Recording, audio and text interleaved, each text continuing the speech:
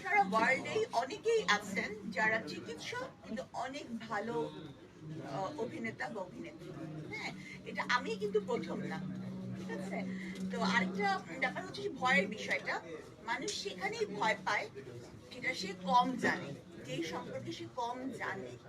হ্যাঁ, তো যেমন মানুষ মৃত্যু সম্পর্কে কম জানে দেখে মৃত্যুকে ভয় পায়। হ্যাঁ, তো যেটাই আমরা কম জানি সেটাই ভয় পাই, ঠিক সেরকম নাটক বা অভিনয় আমি কম জানি, কম বুঝি। কার্ডিয়াক সার্জারি আমি করেছি পড়েছি দেখেছি, মানে ট্রেনিং সবকিছু, আমি এর জন্য ভয় পাই না। কিন্তু যেটা আমি কম জানি, অভিনয় কম জানি, অভিনয় ভয় পাই। আপু অনেকে কমেন্টে লিখছেন ডক্টর সাবরিনার নাটক অবশ্যই দেখবে এবং ভালো হয়েছে, আমরা দোয়া করি এবং আই লাভ ইউ সাবরিনা লিখছে ডাইরেক্ট কমেন্টে। কিন্তু সাবরিনাকে আমরা কবে মুভিতে দেখবো?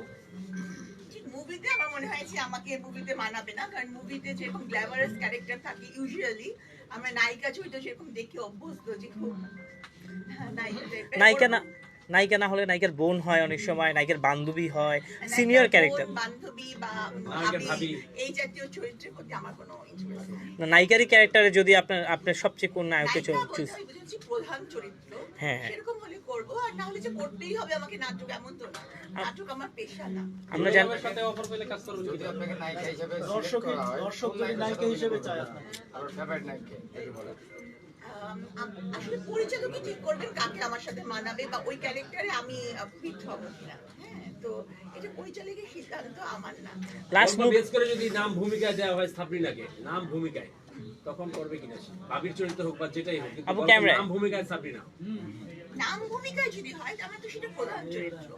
প্রধান চরিত্র হলে করবো, আর না হলে করলাম না। এমন তো না যে আমাকে নাটক বা মুভি করতেই হবে। যদি ভাবি হয় প্রধান চরিত্র নাম সেটা ভূমিকা। হোক, সেটা হোক।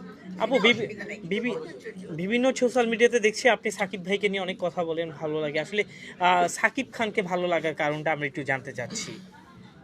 শাকিব খান কিন্তু ওনার লুক, ওনার অ্যাটিটিউড, ওনার গেট আপ, ওনার সবকিছু আমি মনে করি যে একটা খুব ভালো জায়গায় বাংলাদেশের মুভিকে নিয়ে গেছে এবং অনেক বড় অংশকে হলমুখী করেছে। তো একজন অভিনেতার কাছে কিন্তু দেশের মানুষের এটাই প্রত্যাশা থাকে, তো উনি আমাদের প্রত্যাশা পূরণ করতে পারেন।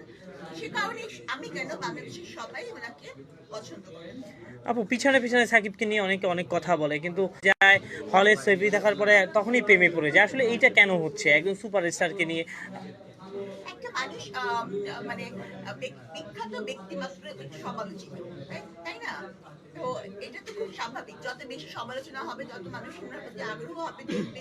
তখন যখন ওনাকে দেখবে মুভিতে, তখন সেটা বুঝতে পারবে। হ্যাঁ, যার সম্পর্কে কোনো আলোচনাই নেই, সমালোচনাই নেই, তার সম্পর্কে মানুষ আগ্রহ বোধ করে না।